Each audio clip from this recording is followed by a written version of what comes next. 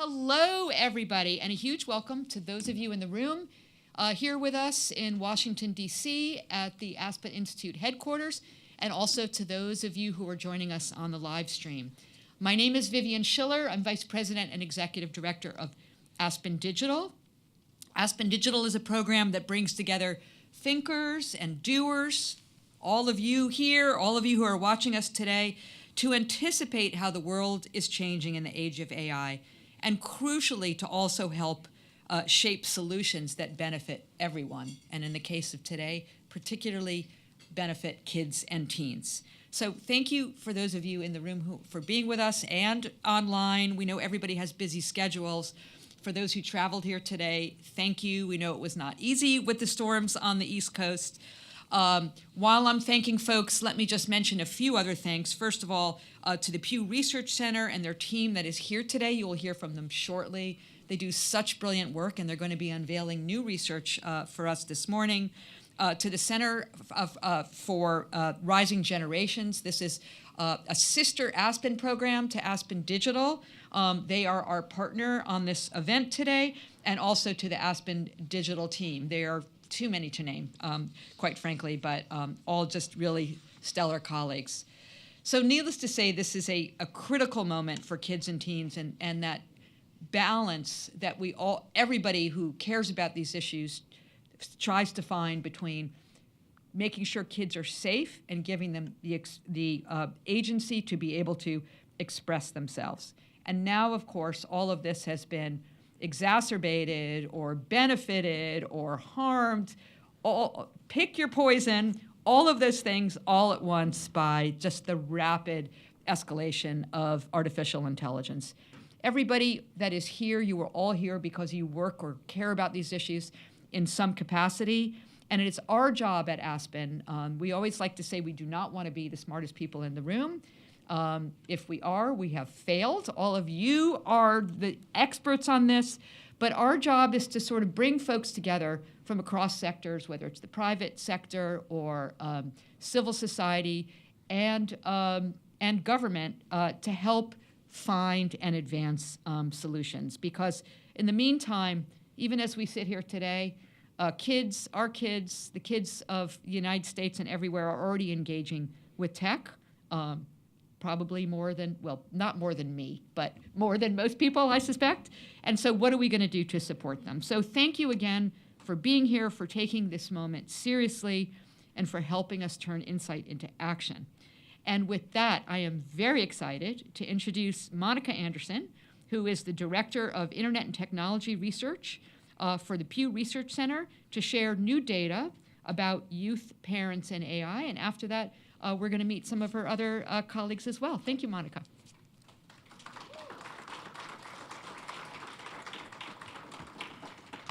Well, good morning, everyone. And Vivian, thank you so much for that lovely introduction. And just a big shout out to the full team of Aspen. Y'all have been wonderful, and I'm really excited for all the programming that you have planned today. And I'm also thrilled to be able to kick off today with some of the key findings from a report that we are releasing, I believe, right at this moment, that's focused on how teens are using and view AI. This is a part of our larger body of work that's focused on public opinion and AI, as well as really understanding how teens and their parents are faring in the digital age. So before we get started, I thought I would share a little bit more about my organization for those who might not be as familiar. So Pew Research Center is a nonpartisan, non-advocacy think tank located right here in Washington, D.C. We don't make policy recommendations or weigh in on best practices, but what we are is a team of pollsters, demographers, and data scientists who are truly committed to bringing impartial and rigorous data into the hands of people who need and want it. My team in particular studies the intersection of internet and society. And so that means we study everything from online dating to driverless cars to TikTok and the digital divide, and what I'm going to be sharing with you today, which is about artificial intelligence. All of our reports, including this one, cross your fingers, it's on the website, is available on our website, and that is pewresearch.org. And I feel like I probably don't need to tell folks in this room how big of a deal AI is, but I'll do it anyway. So more and more people are paying attention to AI than we've ever seen before. There's headlines about it every day. Companies are investing billions. In our own work, we see that more and more people, including young folks, are integrating it into their everyday lives. But with this rapid adoption comes a lot of questions. Is this going to be a good thing, a bad thing, or everything in between? And that's where I really think public opinion data plays a role here. We're able to ask the public, and in this case, teens and their parents, what are their fears? What excites them about AI? How are they already incorporating it into school or work and everything in between? I truly believe that the best way to understand how today's teens are really dealing with all of this technological change is to simply ask them and to listen. And so the report that we have released today is based off of a nationally representative survey of teens ages 13 to 17 living in the US, and this survey was fielded last fall. And I'm going to start by really giving a broad overview of AI chatbot use among teens. And so chatbot use is already fairly common among today's teenagers. About 2/3 say they ever use a chatbot. And many teens are incorporating these tools on a pretty regular basis. About 3 in 10 teens say that they use chatbots every day. At the same time, it's really important for us to dig into which platforms teens might be gravitating to. And by far, ChatGPT is the most widely used chatbot that we asked about. About 6 in 10 teens say that they use ChatGPT. For other chatbots, about a quarter or so are Gemini or Meta AI users, and fewer teens report using things like Copilot, Character AI, or Claude. Going into this project, we knew that one thing we really needed to be able to answer is not just how many teens are using these tools, but when they're using it, what are they actually using it for? And there's 2 things that really rose to the top. One is using it to search for information, and the other is to get help with schoolwork. More than half of teens tell us that they use chatbots for those 2 purposes. About a half of teens say that they use it for fun or entertainment, and roughly 4 in 10 are using it to summarize or create content. I thought it was also pretty interesting that you've got about 20% of teens saying that they use chatbots to get news as well. One of the big conversations about chatbots is its role in forming connections and personal relationships and emotional well-being.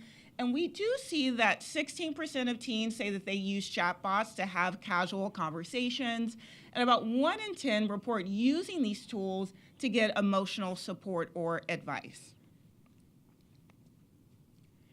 And a big part of the work that we do at Pew is to look beyond our broad numbers, to really understand how people's experiences with technology may differ across a lot of different dimensions. And on this broader question of what teens are using chatbots for, while we don't see a lot of big or consistent differences by gender or by socioeconomic factors, we do see them by race and ethnicity. So from nearly all of the items we asked about, we do see these differences, but I wanted to point out 3 that really stood out to me. So about 6 in 10 Black or Hispanic teens say that they use chatbots to get help with schoolwork. That number drops to about half for white teens. And you also see that Black teens stand out even further when it comes to getting news. About 3 in 10 Black teens say that they use chatbots for those purposes, as well as for getting emotional support or advice. One caveat I will say on this data is that Although Asian teens are included in our overall sample, we don't yet have the significant sample size to break them out separately. Another big conversation around AI centers around awareness and literacy and comfort level with using these tools. And what we know is nearly all teens today say that they've heard of chatbots. That number is 95%.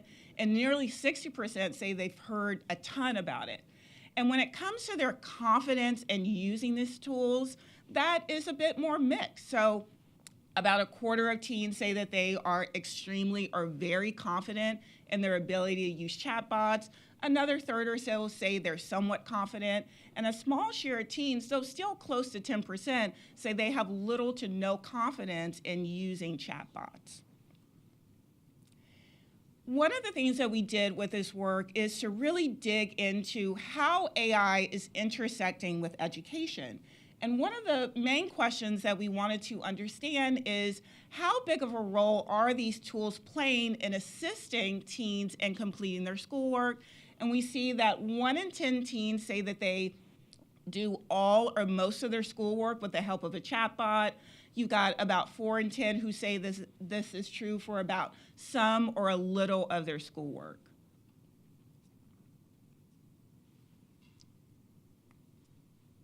Uh-oh. Am I not doing it right? Oh, there we go.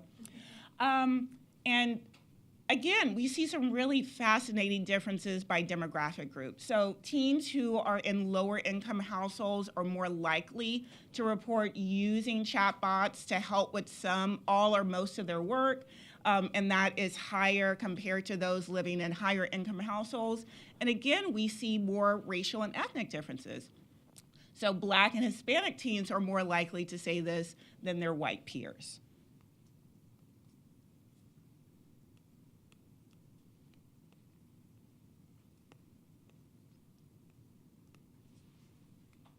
Oh, there we go.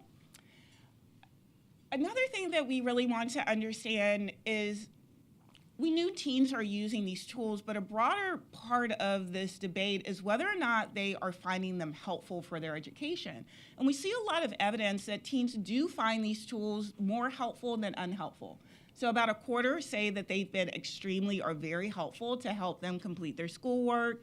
You got another quarter saying they've been somewhat helpful. Very few teens, so just 3%, say that these tools have not been helpful when it comes to completing their schoolwork. And we also dug into when teens are using them for educational purposes, what might they be using them for?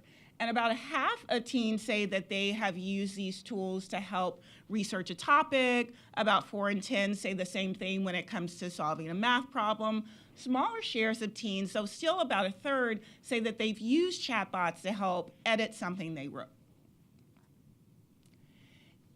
And one of the things that we heard from our advisors when we were putting this project together is, in addition to really understanding how teens are integrating AI into their education, we really need to understand more about the environment they're in when it comes to AI and plagiarism and cheating. And so we asked teens, as far as you know, how often are students in your school using chatbots to cheat on their schoolwork? And we see that overall, about 60% of teens say that this is happening on a regular basis, including about 1 in 3 who say that this is true extremely or very often.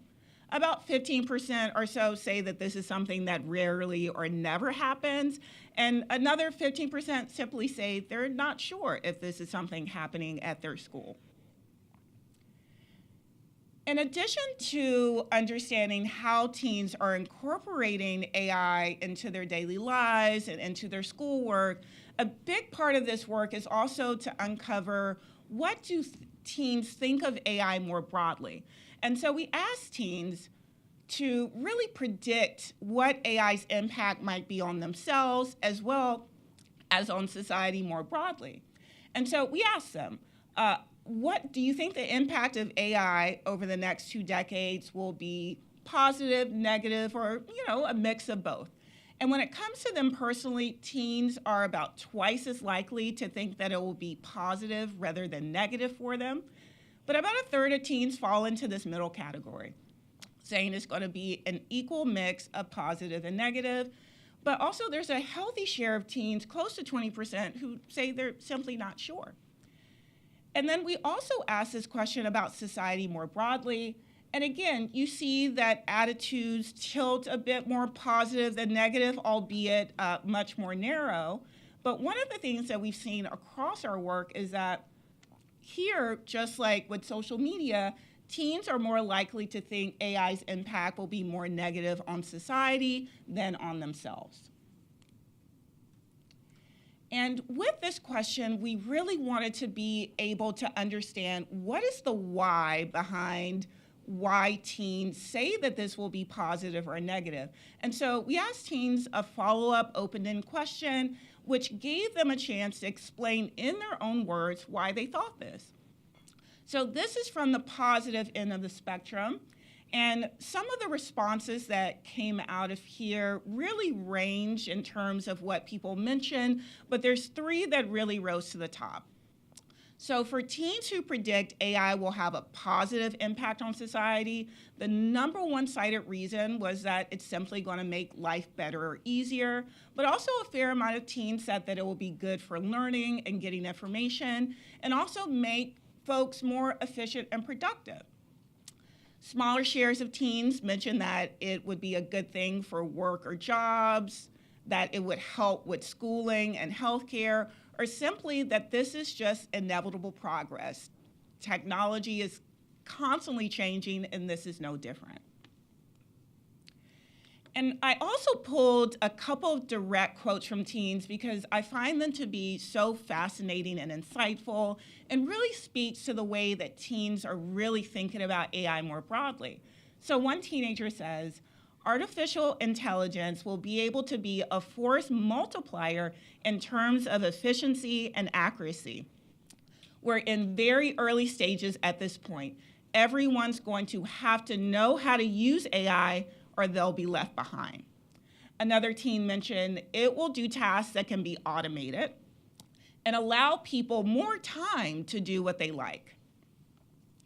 Now, on the other end of the spectrum, for those teens who predict that AI will have a more negative impact on society, there's two reasons that really rose to the top. With the first being that this inevitable progress on AI will actually lead to people being over-reliant and therefore losing creativity and critical thinking skills.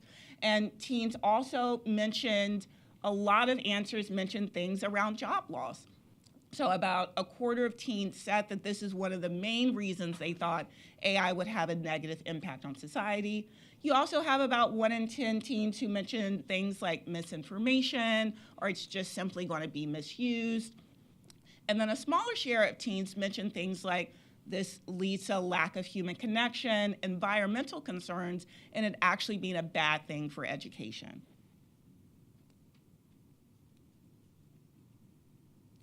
And for these teens, they also said some really interesting quotes as well, and so I'll read these off. People will be afraid to be creative or won't see a need for it anymore.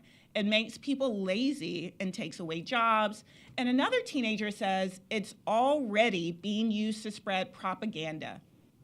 There's no end to what it can do, and it's hard to tell what's real or AI online anymore. And with this project, we have the unique ability to not only survey teens, but also do a parallel survey of their parents as well. And so we know that teens are often on the front lines when it comes to adopting new and emerging technologies, but this is also something that parents have to navigate as well. So in this sense, this is not just a teen issue or a teen opportunity, it's something that families are thinking about as well.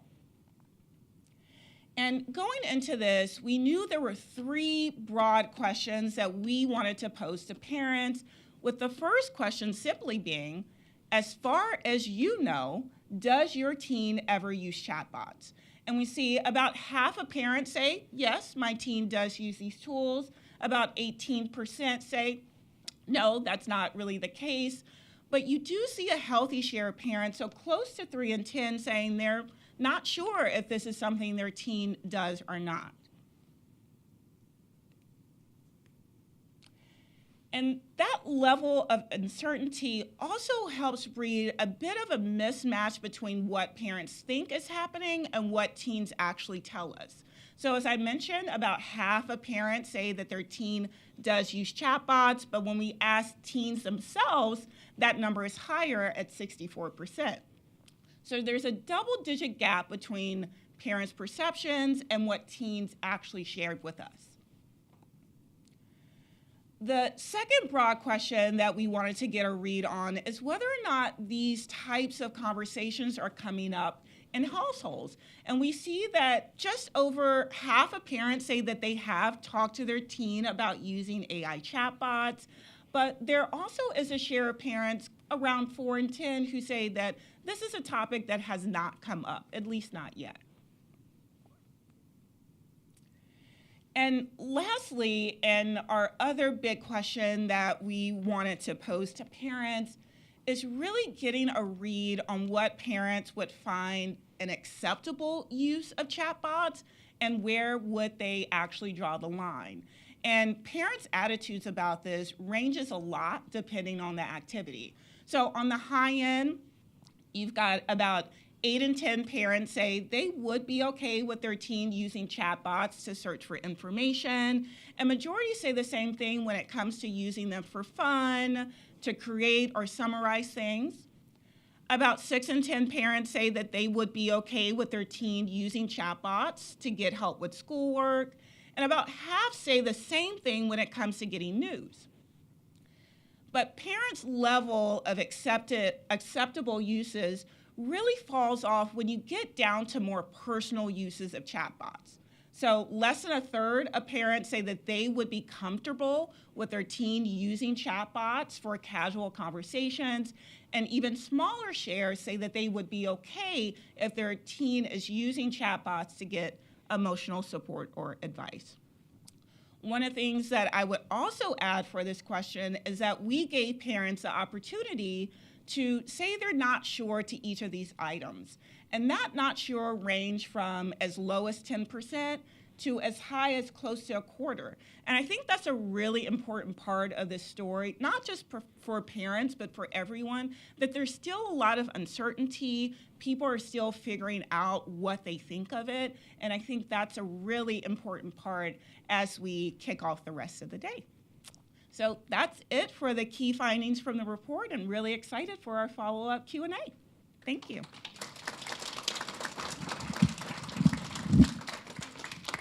Thank you, Monica. That was fantastic. Come join me on stage.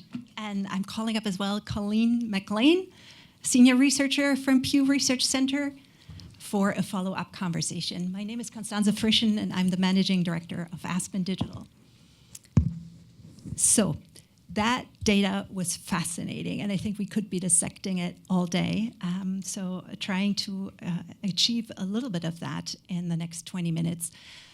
One of the facts that stuck with me most, if I'm interpreting your data correctly, is that it says that the use of chatbots is highest among teenagers who are or tend to be poor, Black, or Hispanic.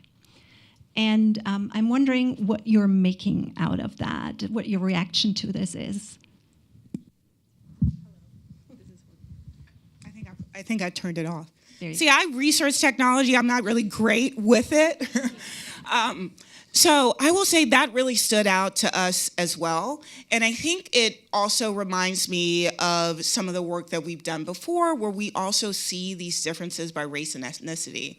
One of the things that I will say that I really found fascinating with some of those differences is how consistent they were across that work. You know, there's times as researchers where you see a data point and you're like, oh, that's interesting, but you don't see it elsewhere. And so in this sense, this is a really substantive pattern that we're seeing in terms of race and ethnicity. And I think it's really something for us to be able to dig into more in future work.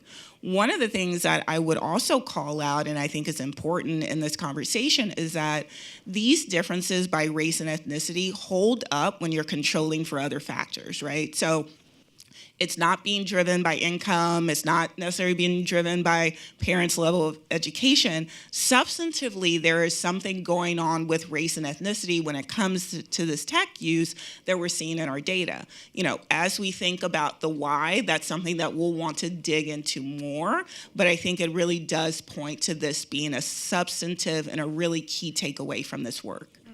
Because I guess one way to look at it would be to say, oh, they are more tech savvy. Another way could be, oh, they are more vulnerable. So is there a specific data set that you would say reminds you of this discrepancy in responses that you feel there might be an analogy? Yeah, so throughout our work on teen technology, race has been an interesting pattern even beyond AI. So if you look at teens' use of social media, while majorities of teens are using these tools, there's some really interesting differences by the platforms that they use. There's some big gaps when it comes to TikTok use. Black teens are more likely to use that, and that's been consistent across many surveys. And there's also big differences when it comes to just how much frequency that teens are online. Black and Hispanic teens throughout all of our surveys have been more likely than white teens to say that they use the internet almost constantly. And then if we, take a step back and broaden this out beyond teens, we see patterns of difference by race when it comes to social media sites, and that is also true in the past, right? When you think about Black Twitter, there was a time where Black people really over-indexed on that website. So race in and of itself is an interesting dynamic to watch when it comes to tech use, even when controlling for other factors. Fascinating. Let's go towards views about the future. And Colleen, I'm coming to you. So there's a slide that shows how young people think about how AI will impact their own future. And I think roughly a third say positive, a third is not yet clear, and then a third is more negative. A third is neutral, and a third is negative or hasn't yet made up your mind. And I'm wondering, do you also have that data broken down by ethnicity, by race, by income? We do, and I will say that what really stands out there in terms of teens' views is actually gender. So we found that teen boys are more likely than teen girls to be positive about AI's future impact, both on themselves and when they think about society in the future. So this pattern was consistent across both of those. One of the really striking things is that we also see similar gender differences in our work among US adults. And so this is a pattern we're seeing across our work, both with teens and the general public. Since you're mentioning adults, let's go to that for a second. How does this data about AI use from teenagers differ from patterns you're seeing when you're researching adults? Yeah, I think there are a couple of things that are really, really striking here. So first, I'd point out that as Monica talked about, when we ask teens about themselves, right, there are really important conversations about potential harms from AI. We do see that teens are relatively positive when we ask them about the impact on them over the next 20 years. And it's not overwhelmingly positive, like Monica mentioned, right? There's people who are seeing it as equally positive and negative. There's a share that are still making up their mind, which we see in a lot of our work. But there is this relative positivity. Now, bringing in the adults piece of it, when we turn to teens' views of society, we see their views are more mixed. They still lean positive. Some are still making up their mind. But this stands out from our work on adults. When we ask similar, not exactly the same, but similar questions of the general public, we tend to find that adults in general are more negative about AI's future impact. They say it will negatively impact the country. They tend to be more concerned than excited about AI in daily life. And so we are really excited in the future to do a lot more comparisons between teens and adults, for exactly this reason. It's so important to understand both how young people and older generations are experiencing AI or viewing AI and what exactly they're seeing going on. Does that discrepancy surprise you between adults being more negative, young people being more positive, or is that something standard standard response that you see when you research technology?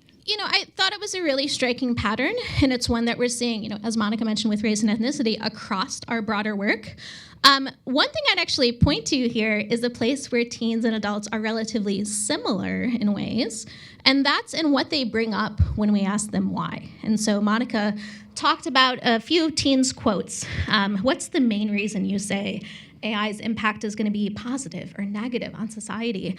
And on the positive side, teens were bringing up things like making life better. They were bringing up things like making people more efficient, right? We see some of those come up among adults as well. We see that one of the key benefits that the general public sees of AI is increased efficiency and productivity.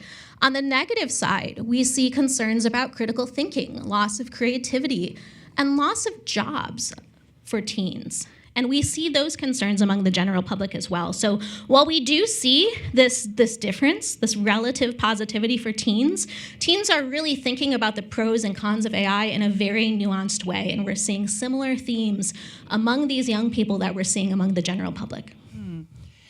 Taking the cue from you, you mentioned critical thinking. I was actually surprised that over a third see it as a danger, that they might lose critical thinking skills along with over-reliance, loss of creativity.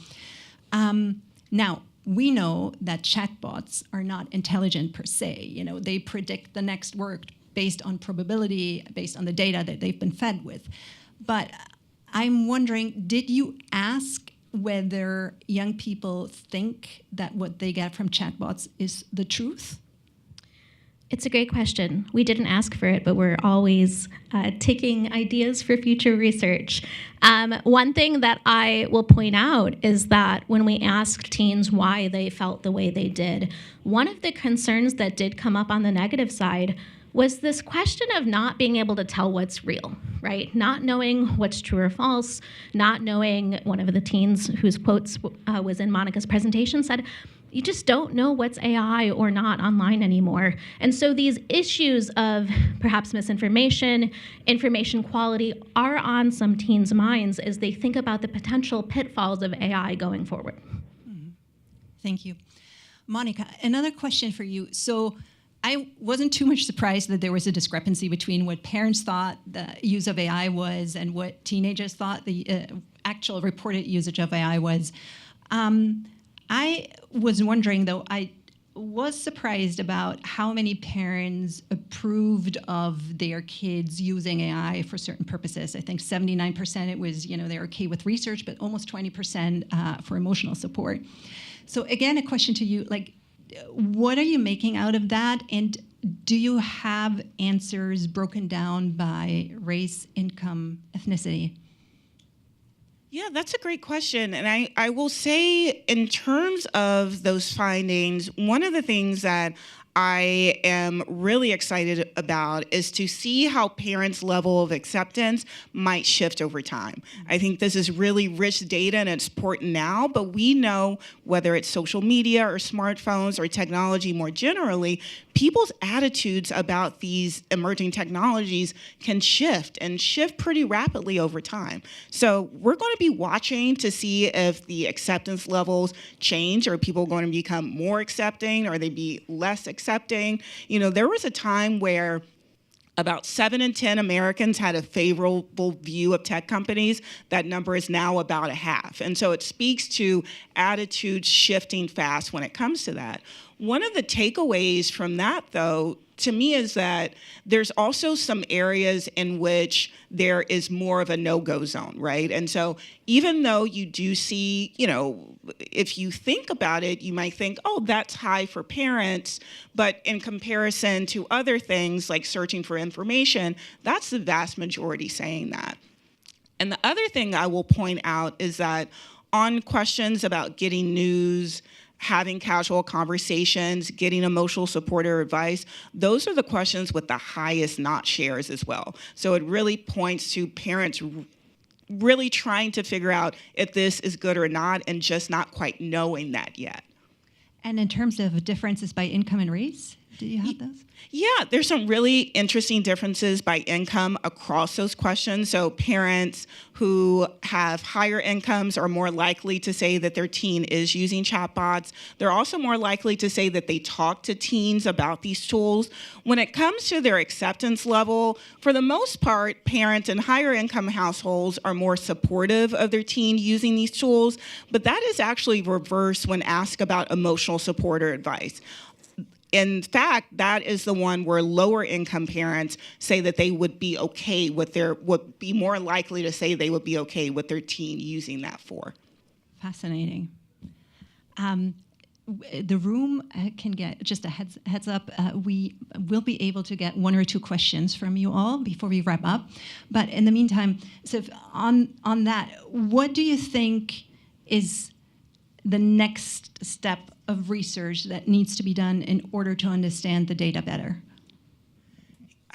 No one would ever accuse me of not having a lot of future ideas, but I'll keep it brief. I think the first thing is that it's so important for us to really understand what are the markers that we want to put down now so that we can trend them in 5, 10, 15 years.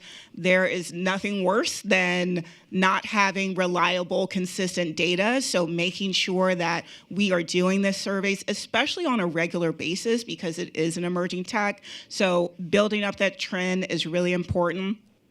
The other thing is to continue to pull on this thread that's very much about intersectionality. So we did a deep dive on AI education, but that could also be done with AI in mental health or AI in personal relationships or AI in job skills and building. And so making sure that we are looking at how AI is intersecting with all the ways that youth are interacting with that.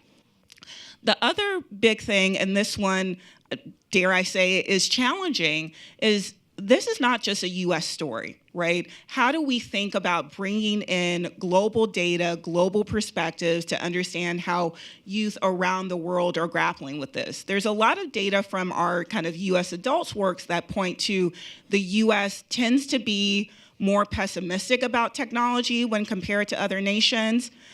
I don't know if that's true with youth, right? And so there's a bit of a data gap when it comes to youth and AI from those kind of global perspectives. And follow-on question, what would you wish companies and policymakers, tech companies and policymakers would take away from this piece of research? You know, one of my favorite questions in this report was the open end, where we asked teens, what are some of the main reasons you feel this would be positive or negative? And I think that really gives people, whether you're in industry or government, a really good roadmap of the areas that teens are concerned about. They're concerned about losing critical thinking skills. They're concerned about job loss. On the positive side, how do we kind of elevate what they find valuable, right? When it comes to efficiency, getting information. And so my big takeaway is that question really centers exactly what teens are thinking about the future and about their future. Thank you so much. Room, any questions? If you could introduce yourself quickly and be brief.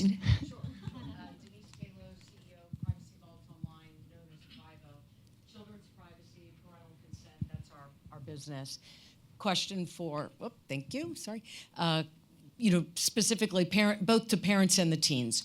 Do you believe that they comprehend or understand the data and where the data is going and how it might be used in the future? I didn't hear it come up as a positive or a concern. So I'll start, and Colleen, you can add in. So in this report, we didn't specifically ask about kind of AI and data privacy, but in other work, we do see that there is a lot of concern around how AI might play a role in data collection. And overall, in the work that we've done around data privacy, you see vast majorities of people are concerned about what companies and the government are doing with their data. They want legislation there, and they're also somewhat confused about how their data is being used. And so that AI privacy piece isn't something we've asked specifically to teens yet, but it is something that we are thinking about doing. And one more question. Hi, Jeb Bell, Executive Director of Project Liberty Institute, where we're focused on giving people more voice, choice, and stake in the digital economy. Former Pew Research Center worker, so fabulous work. I did some research in the fall in the US, in-depth studies, where I'm curious if you see something similar in data, and that is, while a lot of the research and narrative contrasts the efficiency promise of AI versus loss of creativity, et cetera, we found that people actually value some of the more mundane things they do in life. And so tasks are not so simple as just things I'm going to hand over to AI. Planning a party, organizing even your shopping list can be really meaningful experiences. So I'm just curious what you're seeing in this study, other studies about where people find meaning in life and where they're comfortable turning to AI. Those are fascinating findings, and thank you so much for sharing. I think I'd say a few things. One is that one of the big things we wanted to do with this study is really dig into the different ways that teens are using AI, and by extension in our work among the general public, we really want to dig into this as well. And so we showed you the list that we asked in the survey, but one of the things we want to make sure to do is keep revisiting this as we go forward, right? As you mentioned, there's a lot of different ways people can be using AI, some for the mundane, some for the really meaningful. There are trade-offs associated with each. And so this is a line of research we really want to pursue. I'd also say that, again, the open ends really provide a lot of insight here. And so one of the quotes that Monica highlighted was a teen saying, people are going to have more time to do what they want to do, what's meaningful to them. We saw that come up in other teens' responses as well. Life is going to be better. I can do the things that matter to me. And so all of these themes are ones that we'll want to follow up in our future work. And we've found these types of open ends, as well as in many of our projects' qualitative work, to be really helpful in really keeping our pulse on the radar of what teens and adults are thinking about, what matters to them, and what they're concerned and excited about. Thank you so much, Colleen and Monica. We look forward to hearing your research in a year from now to see how the baseline has changed and shifted.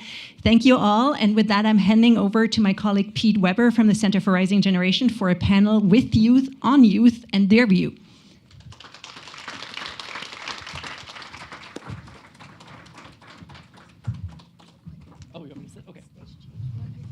Okay.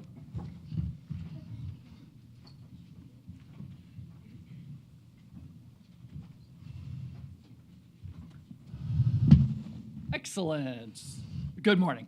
My name is Pete Weber. I'm the Vice President for the Center for Rising Generations. The Center for Rising Generations is the Aspen Institute's embodiment of our strategic priority of expanding opportunities for young people to ensure that civil discourse, civic engagement, and leadership development become a predictable part of growing up for 14 to 24-year-olds in our society and around the world. We were launched at the end of 2024, and already in our first year, we've had convenings where we brought together 125 teenagers who worked to identify and solve challenges in their own communities.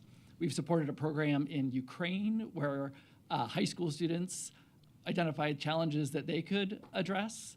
We've created leadership opportunities within the Aspen Institute for young people. And throughout all of our work, we've worked hard to elevate the voice of young people through our social media and through our Substack and through our communications and through events like this. And so I'm thrilled to have the opportunity to let you meet some of the young people from our network. First, though, I want to thank the Aspen Digital team for partnering with us in this work. Really appreciate the invitation to join hands on this, and deep appreciation to the team from Pew for your research and your contributions there. With that, I would love to invite three young folks from our network, Jasmine, Tay, and Omer, to come up and join us on the stage here.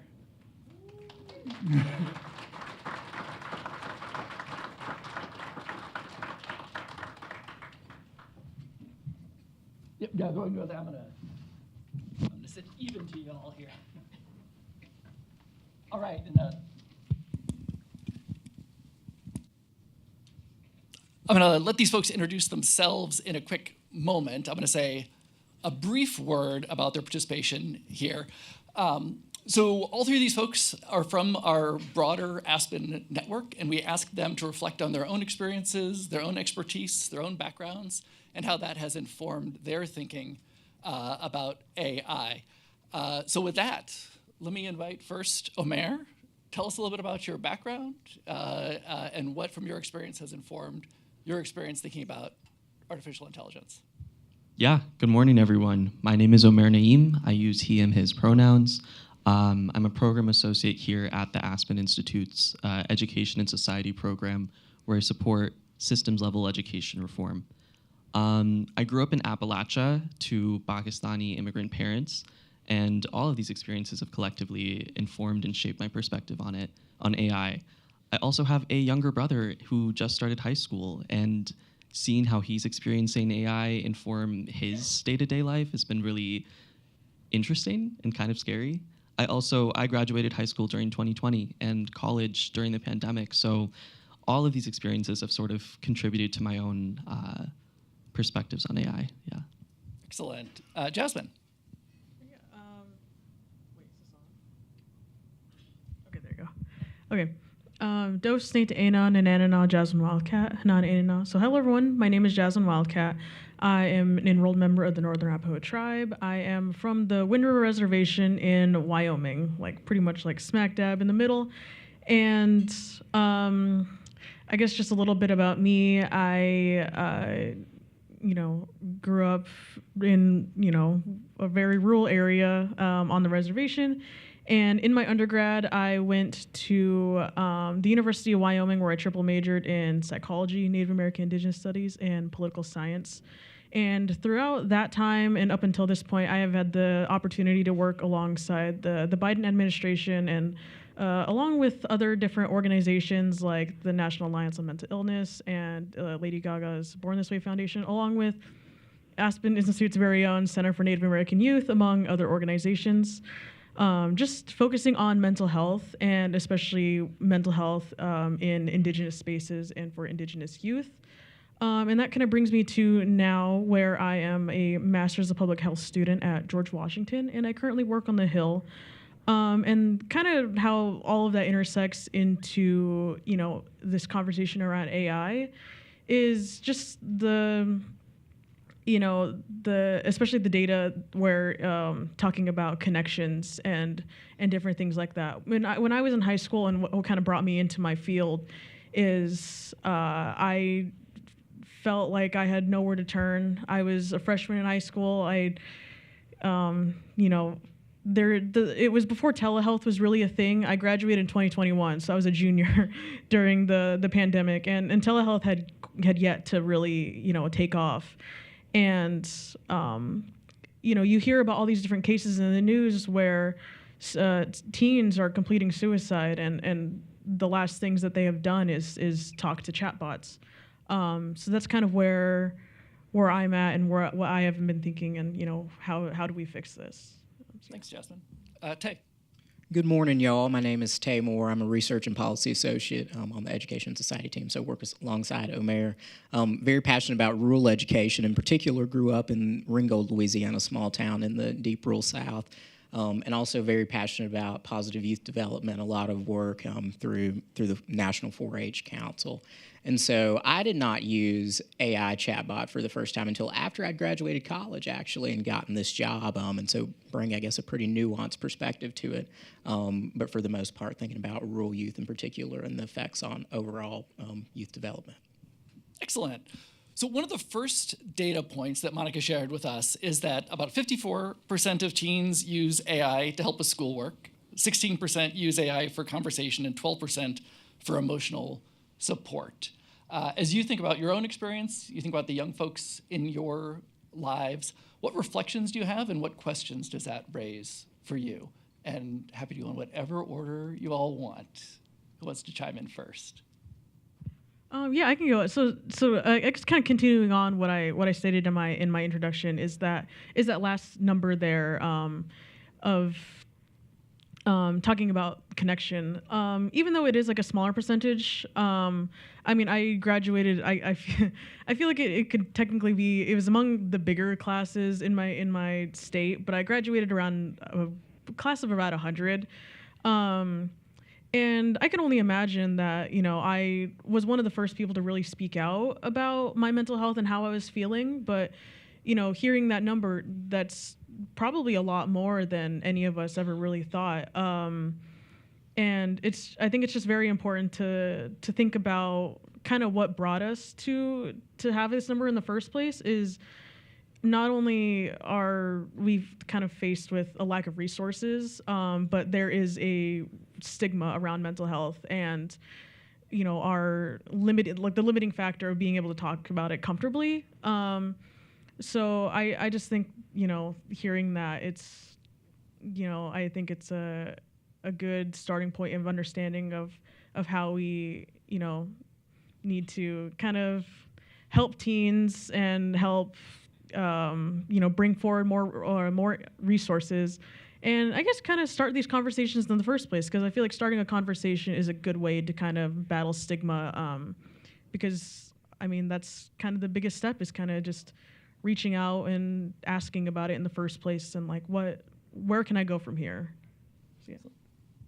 I think I would go back to the first statistic of around like 55-ish percent of teens use AI for schoolwork. I'm actually really shocked that it isn't higher, like way higher, like 90%. Because first of all, I wonder if the people who are participating in this survey, and just at large, how robust AI literacy is, right? So are we talking about just AI chatbots, or are we talking about predictive text? Are we talking about, I don't know, like your thermostat? Like all of these they're running on data, on algorithms, right? So I would first question what people interpret as AI. And I think secondly, in using AI for classwork, it doesn't surprise me that a lot of people, the majority of young people surveyed, use AI for classwork, because, I mean, it gets to the purpose of education, which is right now been lost. Our systems are setting students up to think and to work and to operate as if their grades are what determines their values. And so whenever you incentivize having good grades, it makes sense that people will find opportunities and avenues to get shortcuts to that.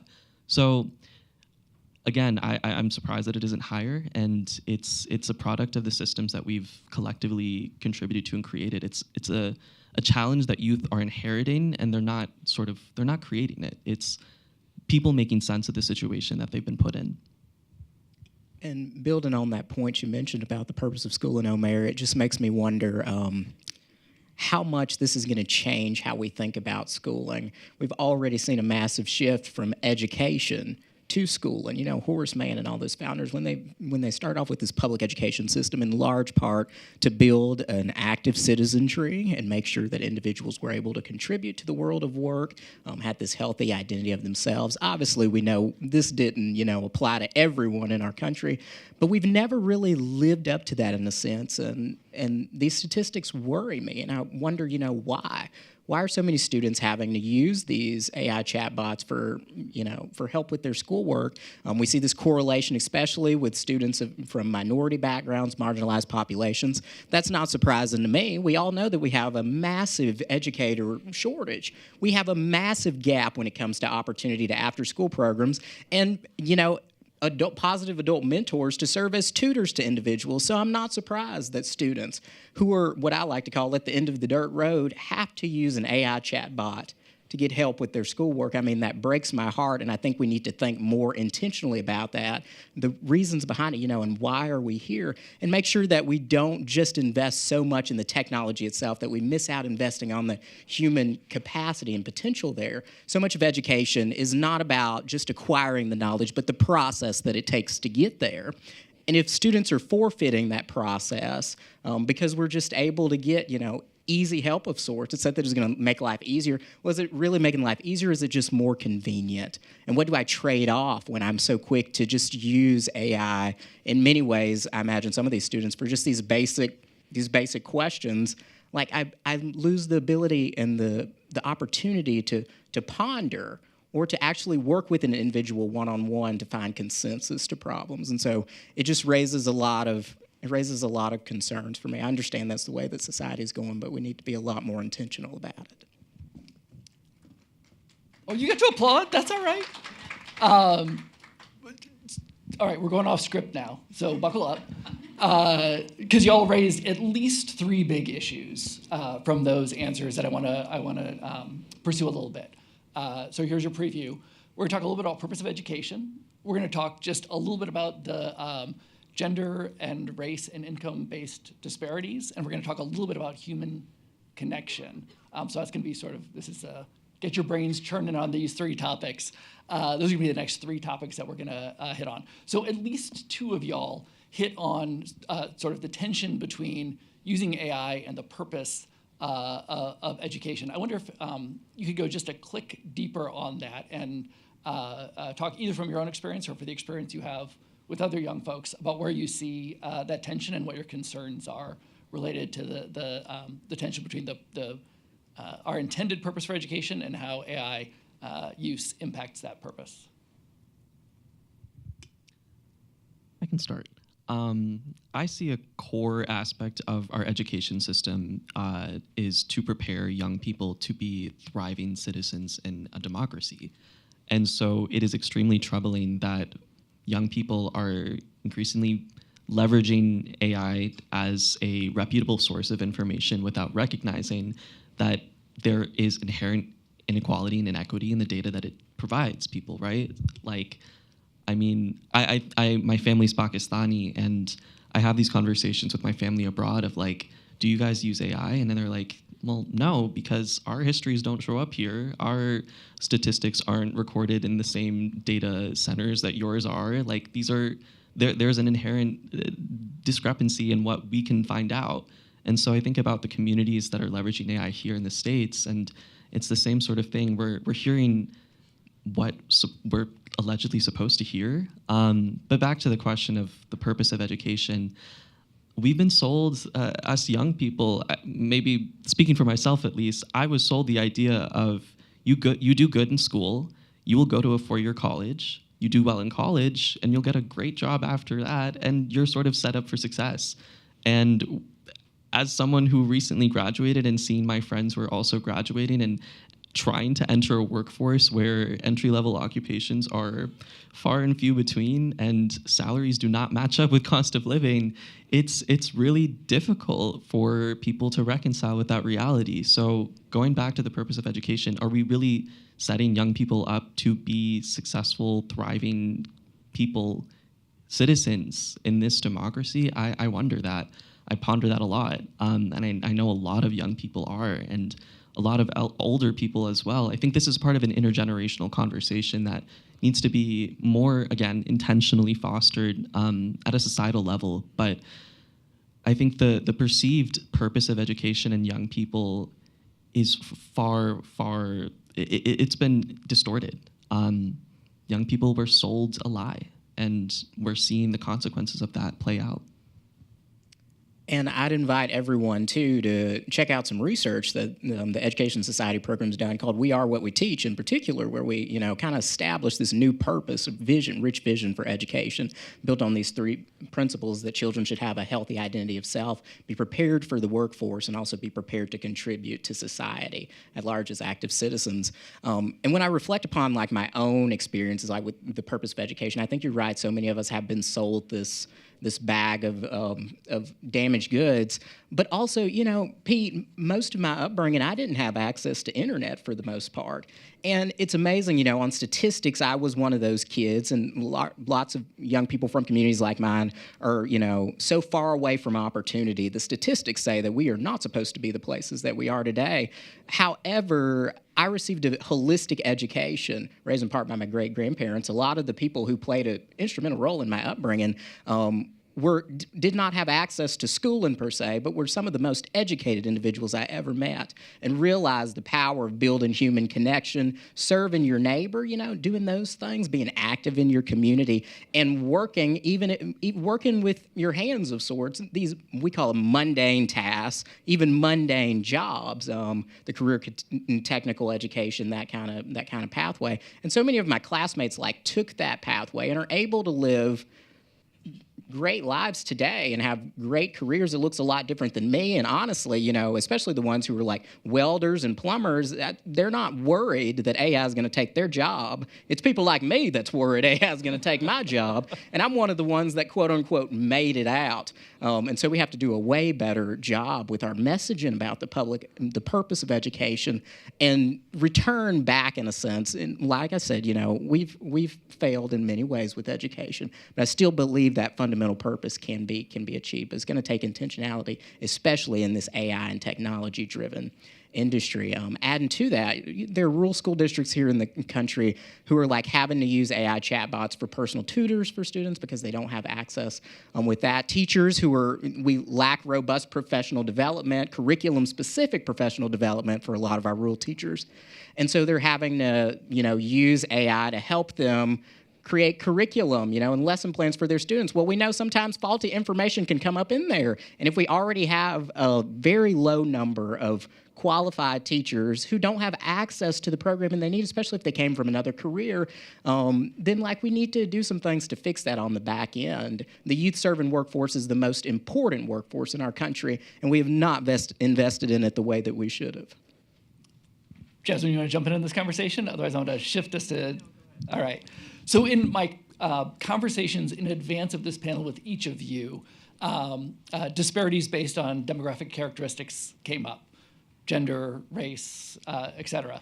I'm curious if I could get each of you to reflect a little bit on, as you were looking at the data, how you thought about the disparate impact of AI on different demographic groups. You want to go first, Jasmine? Yeah, I can. I think... Well, I guess kind of, wearing my public health hat, it's a little hard to think about, this data without having a more full picture being painted. But I think initially my thought process kind of came into the gender differences and how it is different for girls versus boys. Just because when thinking about that, my mind automatically went to... I think it's kind of funny, I mentioned working on the Hill, but a couple of weeks ago, Paris Hilton was on the Hill, advocating for the passage of the Defiance Act, which, presses, or it goes against deep fake abuse and it gives those targeted by that the opportunity to sue the creators, the distributors, and just people that have created, this terrible stuff.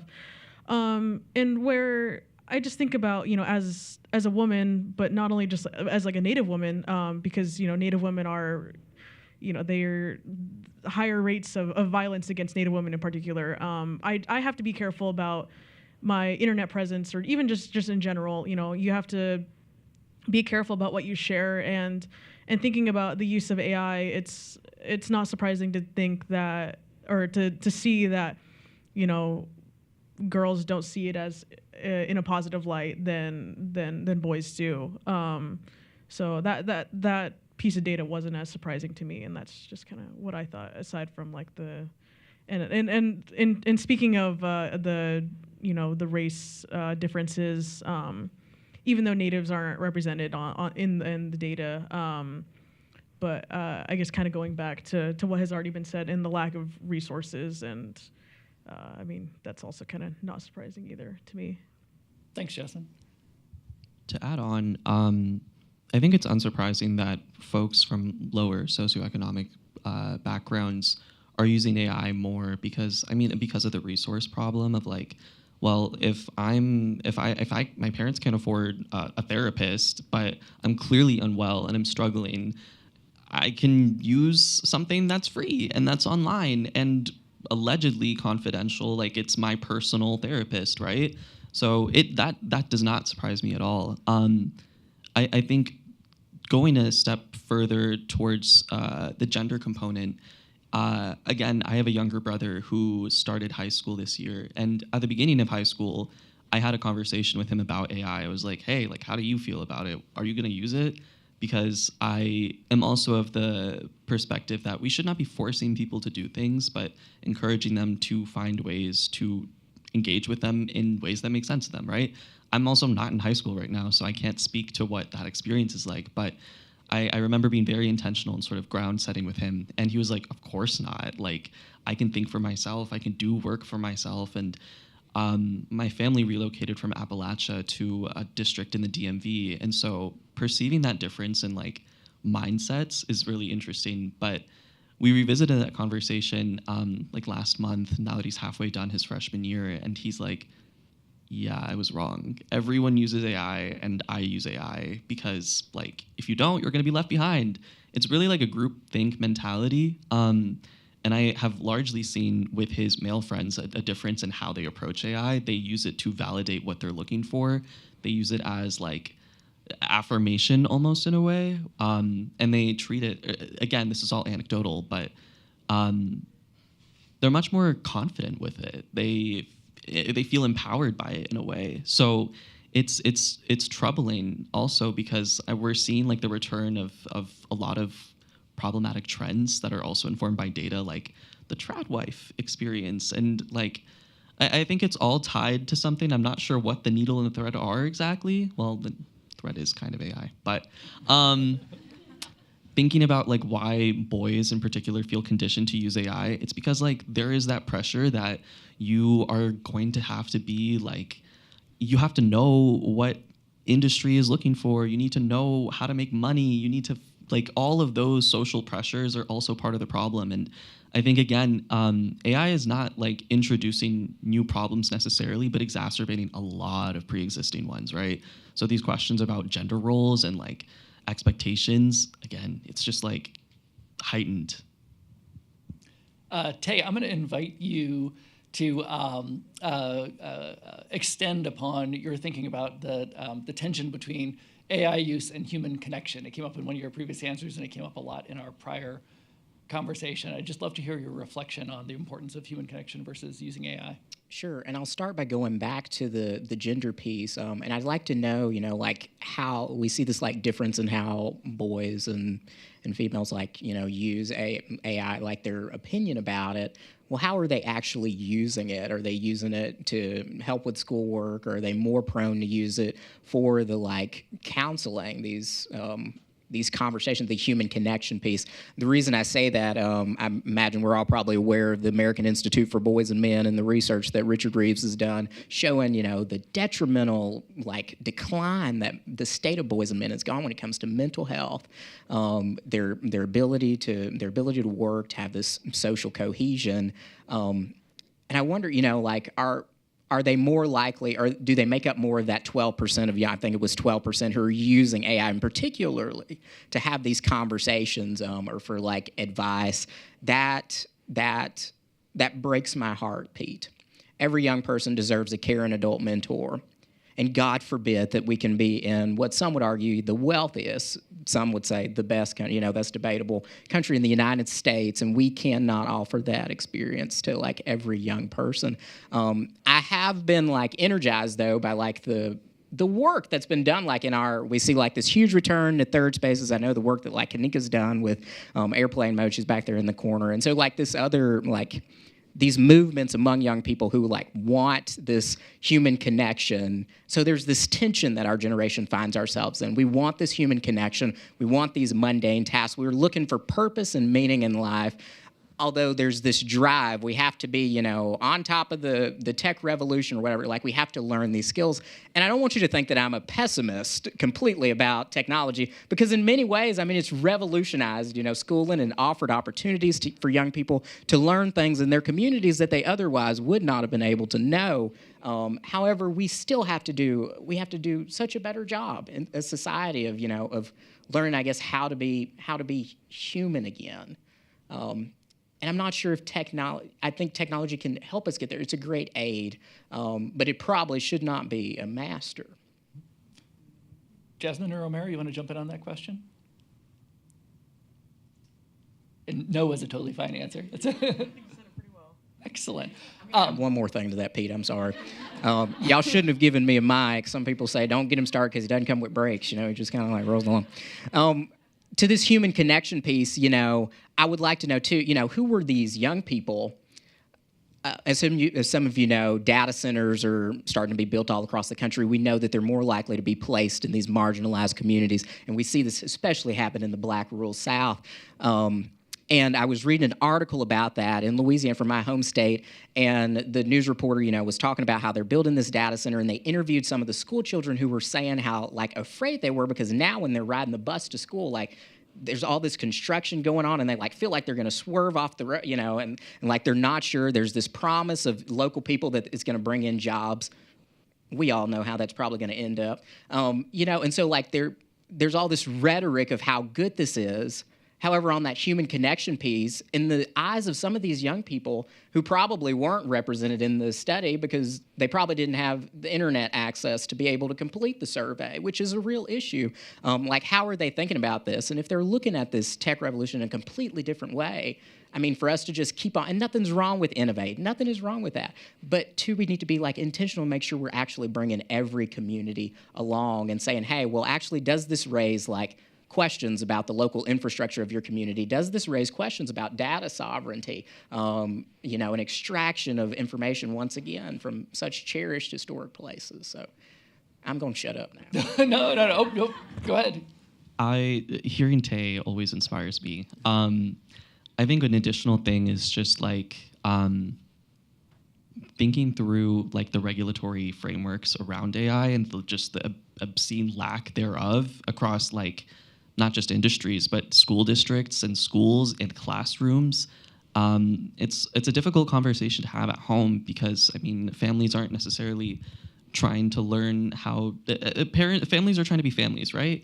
And so who has that responsibility of like instilling guardrails in AI, and how can we incentivize that? It's an increasingly difficult conversation to have given the current federal context. But I think it's one that we should continue to uplift and use our voices collectively, especially folks in this room, to acknowledge. And also broaden the conversation to as Pete and other folks were saying earlier, the global scale. Again, I'm Pakistani, and so I've been tracking sort of like the critical minerals deal that the Pakistani government made with the US last year. That deal was made in part for the purpose of data centers, of creating these chips to power these centers. So it's all sort of connected, and I believe deeply in the concept of global citizenship. What we do here will affect everyone everywhere, and vice versa. If we want to talk about data centers too, I mean the massive amounts of greenhouse gas emissions and water usage and heat emissions, that can be done in different productive ways, right? I think the model that the US is following is not necessarily, it is not the best. I think there are greater alternative models in Europe. I was reading about how data centers, the heat that is emitted from them are used to then heat homes. And like, it's just thinking creatively about what we're doing with what we have and what we want. Otherwise, places like Pakistan will continue to flood, continue to burn. I mean, it's a country that's contributed to like 3% of greenhouse gas emissions and yet suffers massive floods and catastrophic heat waves every year. And I think it's important that we feel that sense of responsibility towards each other as people. Thank you.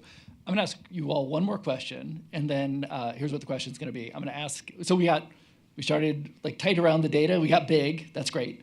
I'm going to bring you back tight around the data and ask you all what's one research question that you would like Monica and Colleen to ask as they go forward in this work. While you're thinking about that, I think we have time, if y'all are feeling brave, that we could take one or two questions from the audience after you answer that. All right, I'm getting nods. I don't know who the mic runner is, but maybe we can take two questions from the audience. But first, one research question you would like Monica and Colleen to ask going forward. Go. I would like for us to ask a question in particular, not to parents or to youth, but to positive youth development researchers, particularly on how they feel this technological like revolution like, do they think it will have positive or negative effects on the development of young people?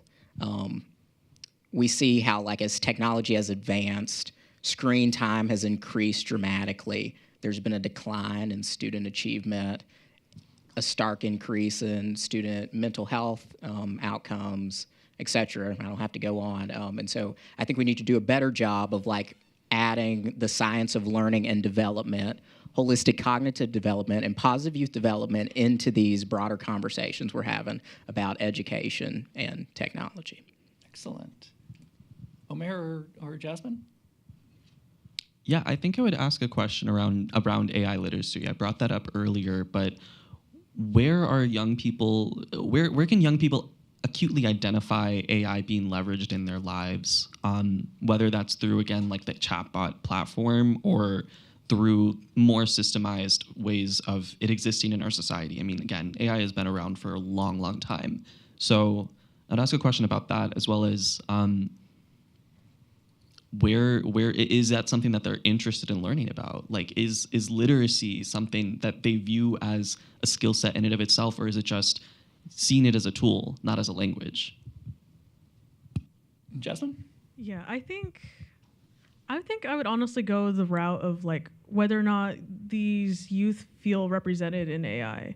I feel like it's a little bit of like a out of you know, a weird question, but when it comes to human connection, like, do they see themselves in it? And I know, like, you know, AI learns from its user, but, like, I know for me, you know, in my kind of mental health struggles, I really, you know, would have loved to talk to someone who understood me and my culture and, you know, the intergenerational trauma of how I got to here and why I was predisposed to these different things. And I don't know, just do they feel, like, understood and represented? And yeah.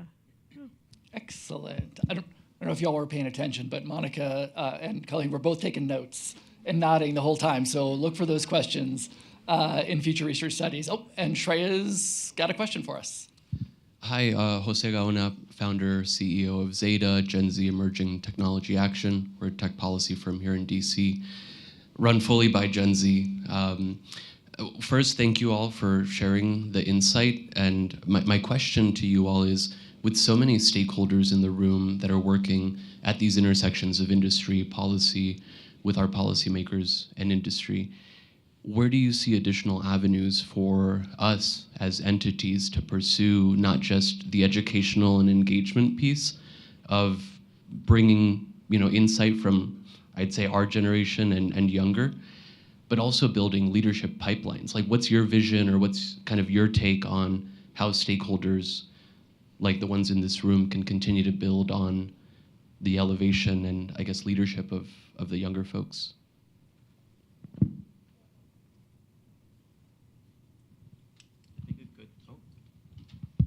I think a good start is trusting young people to represent themselves. I think a lot of times we bring young people into these conversations, like stakeholder engagement, of trying to, we're asking them very targeted questions to elicit a specific response to validate the work that we're doing.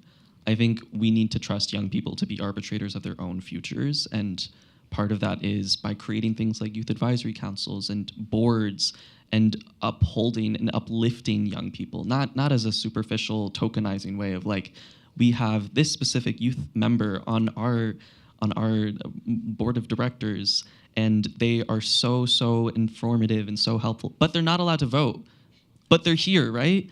I think what we can do is sort of reapproach leadership in the current existing institutions, corporations, organizations that we work in. And we at Education and Society are trying to do that work ourselves, of actually including young people as equal stakeholders in the conversations on the future of education by having them be full contributing members. And what that requires is genuine attention to detail and intention to what young people need to show up as full members of these sorts of conversations. So trust and work to build equity. I would say that's a good start. Excellent. Let's go with one more question.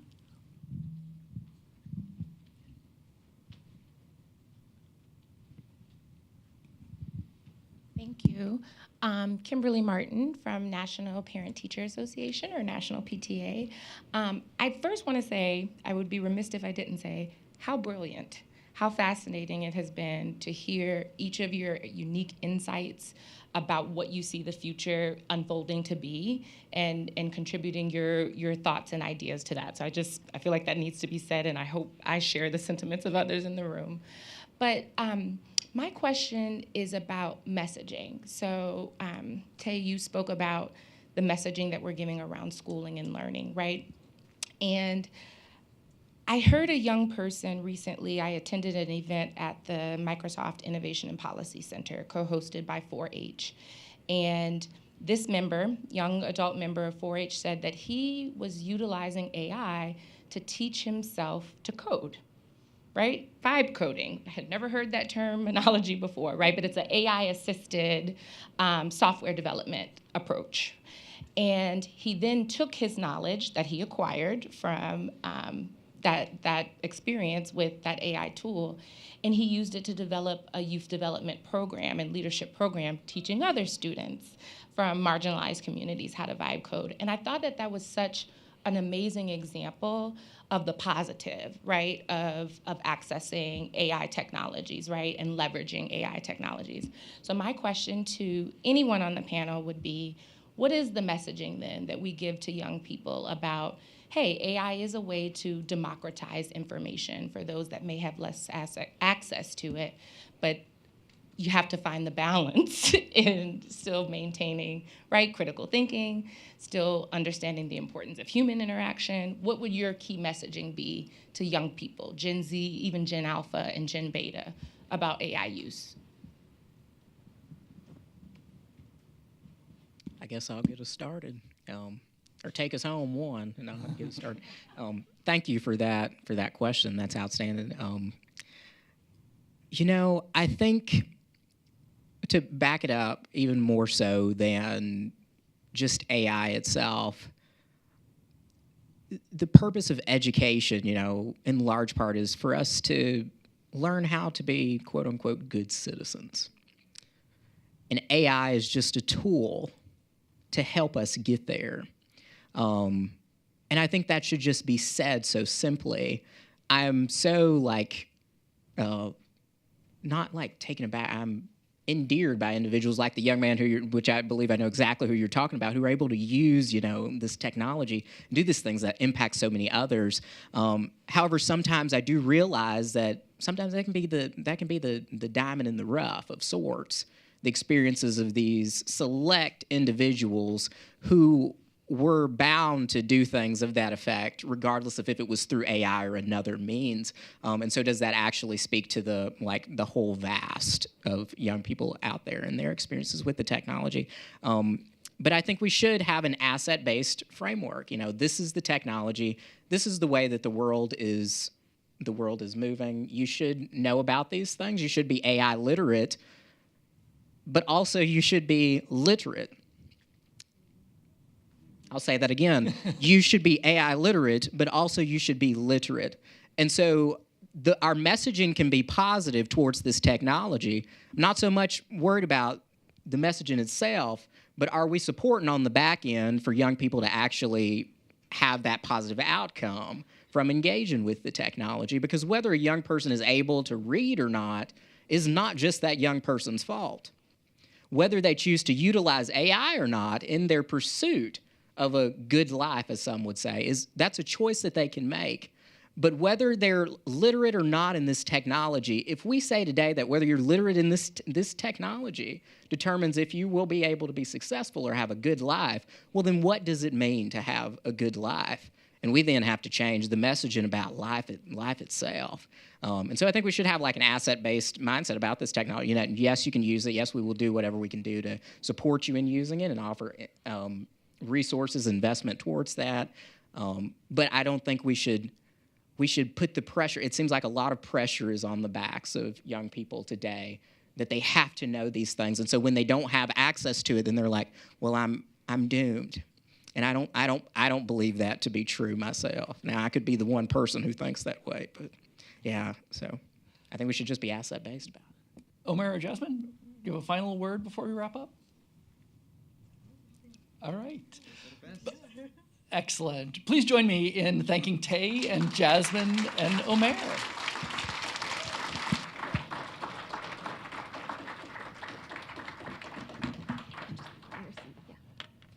Well, thank you so much to this panel. Wow, that was so inspirational. I think following up from the Pew Research Center's finding on the relative positivity, as Monica and Colleen were talking about, and then also the true concerns of young people. I think that's a great note to start the day on.